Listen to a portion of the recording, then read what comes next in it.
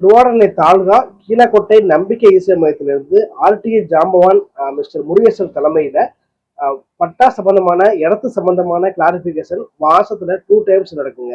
அதை ரிசிஸ்ட் பண்றாந்தா கீழே கொடுக்குற நம்பரை நீங்க கால் பண்ணி ரிசிஸ்ட் பண்ணிட்டு நீங்க அவங்களுக்கு கால் பண்ணீங்க அப்படின்னா எல்லாத்தையும் கிளாரிஃபை பண்ணலாம், நேரையும் கிளாரிஃபை பண்ணலாங்க. அது மாதிரி போன வாரத்துல பண்ண கால் கிளாரிபிகேஷன் தான் நீங்க லைவா பார்த்துட்டு இருக்கிறீங்க. அவங்க ரொம்ப கான்பிடன்சியலா அவங்க டீல் பண்றாங்க எல்லா விஷயத்துக்குமே. அது பேசுறாங்க நீங்க பாருங்க.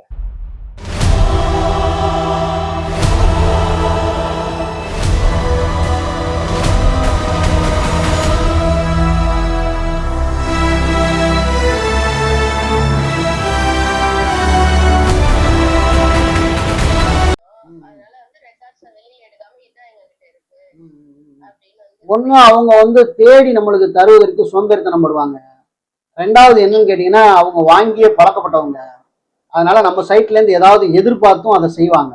நீங்க ஏதாவது வந்து கொடுப்பீங்க அப்பதான் அப்படின்னு சொல்லி அப்படியே அந்த ஐடியால இருக்க மாட்டாங்க. நமக்கு ஆப்போசிட்ல இருக்கிறவங்க அவங்க அதிகமா கொடுப்பாங்க. அதை விட அவங்க அது வேணா இருக்கலாம் மேபி. இல்ல இவங்களோட இஷ்யூ என்னன்னா ரெக்கார்டை வந்து இவங்க மாத்திருக்காங்க. அதனால அவங்க வெளியில எடுக்க மாட்டேங்கிறாங்க. அது மத்தவங்களுக்கு அவங்களுக்கு முன்னாடி ஒர்க் பண்ணவங்களுக்கு எல்லாம் ப்ராப்ளம் ஆகும் இல்லையா. கம்ப்ளீட்டா அவங்க வந்து ஃபுல்லா எல்லா இடத்துலயும் அந்த சேஞ்சஸ் தான் காட்டுறாங்க. அதான் ஒரிஜினல் மாதிரி எடுத்துட்டு வந்துட்டாங்க. அப்ப அந்த ப்ராப்ளத்தை தான் நம்ம கண்டுபிடிக்கணும். அந்த ப்ராப்ளத்தை கண்டுபிடிச்சு அதை சரி செய்யறதுக்கு நம்ம அடுத்த கட்ட நகருக்கு போனாதான் இவங்க நமக்கு பயப்படுவாங்க. ஒரிஜினலே கிடைக்கும். நான் என்ன சொல்றேன்னா ஒரிஜினலே கிடைக்கல, அதுக்கே போராட வேண்டிய இருக்கு. அதுதான் சார், அதுதான் அந்த ஒரிஜினல் எடுத்தாதான் நம்ம அடுத்த ஸ்டெப்பே பண்ண முடியும். இல்லைன்னா எதுவுமே பண்ண முடியாது. நம்ம அதே இடத்துல நிறுத்துவோம். கண்டிப்பா கண்டிப்பா கண்டிப்பா. சரி, இதுல 3 விஷயம் நீங்க பண்ணலாம். மேபி நான் சொன்ன அந்த விஷயத்த நீங்க அதை பண்ண முடியுமான்னு பாருங்க. உங்களுக்கு அந்த நான் கம்ப்ளைண்ட் அந்த ஃபார்மட் உங்களுக்கு வாட்ஸ்அப்ல போட்டுருவேன், ஃபாலோ பண்ணுங்க. கவர்னருக்கு ஒரு மெயில் வச்சு விட்டுருங்க மறக்காம. நீங்க வழக்கு போட நினைச்சீங்கன்னா இந்த அலுவலர் மீது முதல்ல புகார் கொடுக்கணும். அந்த கோப்புகள் எல்லாம் சரியா வந்து நீங்க என்னைக்கு மனு பண்ணீங்க, எந்த தேதியில ஆணை விசாரணைக்கு வந்துச்சு, நான் போனேன், எந்த தேதியில நீங்க போனீங்க, யார் கூட போனீங்க, இதெல்லாம் கரெக்டா இந்தந்த பேப்பர் காட்டினாங்க, இந்த பேப்பர் காட்டல, நம்ம கரெக்டா ப்ரூவ் பண்ற மாதிரி எல்லாத்தையும் வந்து நம்ம கரெக்டா மனுவிலே காட்டிடும். பிஓகே அனுப்புறீங்க தேவையில்லாம. அவருக்கு மேல இருக்கக்கூடிய அவர் மேல யாரு ஆக்ஷன் எடுப்பாலோ அந்த அலுவலருக்கு நம்ம அனுப்ப வேண்டியதான் வரிசையா. ஆமா, 1 மந்த் நம்ம வெயிட் பண்ணோம். 1 மந்த் வெயிட் பண்ணிட்டு அந்த மனுவுக்கு எந்த ரெஸ்பான்ஸ் இல்ல. ஜியோ என்ன சொல்லுதுன்னா 1 மாச காலத்துக்குள்ள அந்த மனுதாரருக்கு வந்து அந்த தகவலை கொடுக்கணும், இல்லைன்னா அந்த மனுவுக்கு தீர்வு பண்ணி கொடுக்கணும்னு சொல்லுது. அப்படி இல்ல போது அவங்க கடமையை மீறிட்டாங்கன்னு சொல்லி அதுக்கப்புறம் வழக்கு தான் போகும். ஆமா, பிஐஓ மீன் நோ, அதாவது வந்து பிஐஓன்னு நம்ம எடுத்துட்டு போக கூடாது. அரசு அலுவலர் அவ்வளவுதான் அவரு. இந்த வேலையை அவர் செய்யல அப்படின்னு நம்ம சொல்றோம்.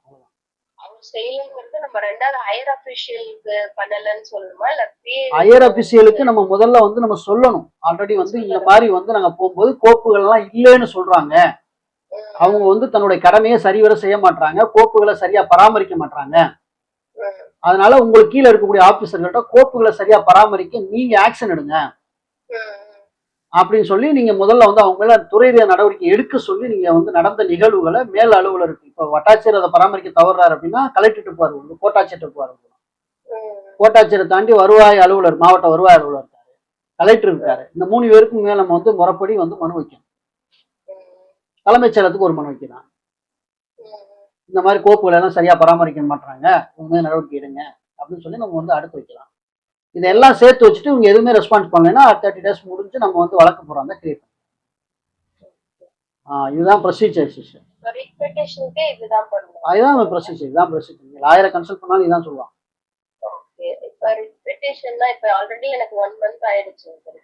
இப்ப போட முடியாது, நான் தான் சொல்றேன் சிஸ்டர். நீங்க மறுபடியும் மனு பண்ணணும்னு தெரியல, இதை வச்சு நீங்க பண்ண முடியாது. அதெல்லாம் நோ ப்ராப்ளம், அதை பத்தி எந்த பிரச்சனையும் இல்லை. நீங்க எப்ப வேணாலும் நீங்க போன, ஆனா அந்த டேட் அந்த டைம் நான் எப்ப போனீங்க எப்ப வந்தீங்க அந்த டீடைல் எல்லாமே எந்த கோப்பு காணும் அதெல்லாம் நம்ம கரெக்டா சொல்லணும். ஒரு கிளாரிபிகேஷன் சார். இப்ப நான் பாத்தீங்கன்னா இந்த யூடிஆரோட சர்வே பண்ணும்போது அந்த இன்ஸ்ட்ரக்ஷன் மேனுவல் மாதிரி கொடுத்துருக்காங்க இல்லையா. இப்ப எப்படி சர்வே பண்ணணும் அப்படிங்கறத அந்த மாதிரி நான் பார்த்திருக்கேன்.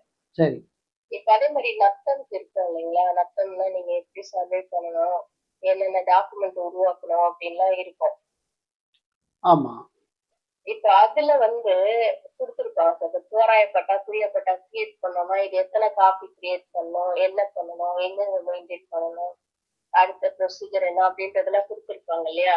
இருக்கலாம். அதான் மேபி நான் அது எனக்கு சரியா நான் படிக்கல. எனக்கு அது இது வரைக்கும் நான் எனக்கு ஏன்னா எது சரியோ அதை தான் நம்ம சொல்லணும். இல்லாத தகவலை நான் எனக்கு சொல்ல வரல. ஆக்சுவலி நான் ஒருவேளை மேபி நான் அது கிடைச்சால் நான் அதை தேடி பார்க்குறேன். ஏன்னா அந்த வரைமுறை இல்லாம இது நடந்திருக்க வாய்ப்பு இல்லை. கண்டிப்பா சார். வரைமுறை இருக்கும். அப்படி எந்த இருக்கு. ஒரு ஏன்னா திட்டத்துக்குமே வரைமுறை இல்லாம கண்டிப்பா கவர்மெண்ட் செய்ய மாட்டாங்க. ஆமா. அந்த வரைமுறை எனக்கு கிடைச்சா உங்களுக்கு நான் ஷேர் பண்றேன். நானும் தேடுறேன். கண்டிப்பா ஷேர் பண்ணுங்க சார். ஏன்னா இது நிறைய பேருக்கு யூஸ்ஃபுல்லா இருக்கும் சார். கண்டிப்பா. எனக்கு அந்த பர்டிகுலரா ஏன்னா நான் வந்து அதுக்கப்புறம் தான் தெரியுது இவ்வளவு ஒர்க் பண்ணியிருக்காங்க. எதுவுமே ஒரு ரெக்கார்டு இல்லாம ஒரு ப்ரொசீஜர் இல்லாம ஒரு சின்ன ஒர்க் கூட பண்ணது கிடையாது. சர்வேல வந்து அவ்வளவு கிளியரா இன்ஸ்ட்ரக்ஷன் கொடுத்துருக்காங்க. எப்படி பண்ணணும். சர்வேலாம் ஓகே தான். நம்ம ஏற்கனவே அதெல்லாம் தெரியும். அது பண்ணியிருக்கோம். யூடிஆர் சம்பந்தமா டீட்டெயில் இருக்கு. ஆனா நத்தம் சம்பந்தமா நான் கொஞ்சம் தேடணும். அது உங்களுக்கு தெரியும். உங்களுக்கு நான் சொல்றேன். சரிங்க சார். அதுக்காக தான் நான் மெயினா கேட்டேன்னா இது தனிநபருக்கு வழங்கப்பட்ட ஆவணம் எங்க கிட்ட காப்பி இல்லங்கிறாங்களே. தூயப்பட்டா தோராயப்பட்டா அப்படி இல்லாம இருக்கு. ஏன்னா ஒரு சிங்கிள் டாக்குமெண்டா கிரியேட் பண்ணி கொடுத்தே இருக்க மாட்டாங்க. வாய்ப்பு இல்ல. ஒரு மினிமம் 3 டாக்குமெண்ட்ஸ் ஒரிஜினல் கிரியேட் பண்ணிருப்பாங்க. நிச்சயமா. அதுதான் சார். இப்ப நானே வந்து அவங்க கிட்ட அதை வந்து ஸ்ட்ராங்கா பேச முடியாது நம்ம. ஏன்னா அவங்க இல்லன்றப்ப எனக்கு இந்த டீடைல்ஸ் வந்து நான் அந்த இதுவும் கேட்டிருந்தேன். பட் எனக்கு அது வந்து அவங்க தரல. இங்க கேட்கல. இந்த அந்த மெயின் ஆபீஸ் இருக்கும் இல்லைங்களா, சர்வே டிபார்ட்மெண்டோடது சென்னையில. அங்க நான் கேட்டிருந்தேன். அங்கேயும் வந்து தப்பா வேணும்னு அவங்க அதை தரமாட்டாங்க போல இருக்கு. ஆர்டிஐ பண்ணிருந்தீங்களா? அங்கேயும் ஆர்டிஐ பண்ணிருந்தேன். அது நான் வந்து இந்த டைமிங் ஜஸ்ட் மிஸ் ஆனதுனால அடுத்து அப்பீல் போகல. அப்பீல் போகல. அது அப்படியே மிஸ் ஆயிடுச்சு.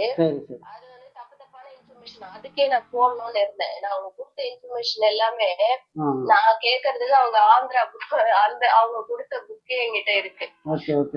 அந்த அதுல இருந்து ஒரு பேஜ் எடுத்து நம்மளோட மாதிரி அனுப்புறாங்க. அது பார்த்த உடனே எனக்கு அதுதான் போடணும்னு பார்த்தா அந்த டைம் ஜஸ்ட் மிஸ் ஆயிடுச்சு. அந்த டைம்ல வேற வீடு மாறினதுனால அதுல எனக்கு அனுப்ப முடியல. அந்த மாதிரி தப்பா வேணும்னு அனுப்புறாங்க. அந்த மாதிரி ஒரு புக் இல்ல ஏதோ ரிப்ளை அனுப்புறாங்க. அப்புறம் நானே அந்த இதெல்லாம் வச்சு அனுப்புனேன். அது அந்த மாதிரி இருக்கிற மாதிரி காட்டுற ஒரு சில டீடைல்ஸ் வச்சு அனுப்புனேன். அப்ப கூட வந்து வேற ஒரு பேஜ் ஒரு 2-3 பேஜஸ் சேர்த்துட்டு இதுதான் நீங்க கேட்டது அப்படின்னு சொல்லி அது நம்ம புக்கும் கிடையாது. அவங்க ஆந்திரா கவர்மெண்ட் ரிலீஸ் பண்ண புக் அது. அதுல இருந்து எனக்கு அனுப்புறாங்க. தெலுங்குல இருந்து தமிழாக்கம் பண்ணி அனுப்பியிருந்தாங்களோ? இங்கிலீஷ்ல இருந்தது. அந்த புக் நான் ஃபுல்லாவே பாத்துட்டேன். நிறைய தேடும்போது அது வந்தது.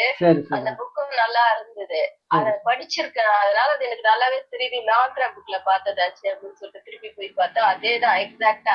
கொஞ்சம் ஃபார்மேட் ஏதோ மாத்தி இருக்காங்க. அந்த பேஜ் அலைன்மெண்ட்டை மட்டும் மாத்தி அதை எடுத்து நம்ம கொடுத்துருக்காங்க.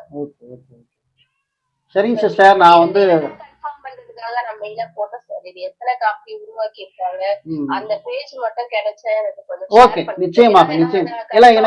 எனக்குமே அது வந்து தகவல் தெரிந்து கொள்றதுக்கு தேவைப்படுது. இல்லைன்னா கூட ஆர்டிஐ கூட அது சம்பந்தமா வைப்போம். வச்சு தகவலை கேதர் பண்ணி நிறைய பேருக்கு நம்ம நீங்க முன்னெடுத்தபடியில நிறைய பேருக்கு அந்த விழிப்புணர்வு ஏற்படும். Okay sir. ரொம்ப நன்றி. மகிழ்ச்சி. நான் சொன்ன மாதிரி ஃபாலோ பண்ணுங்க. நன்றி. மகிழ்ச்சி. நன்றி.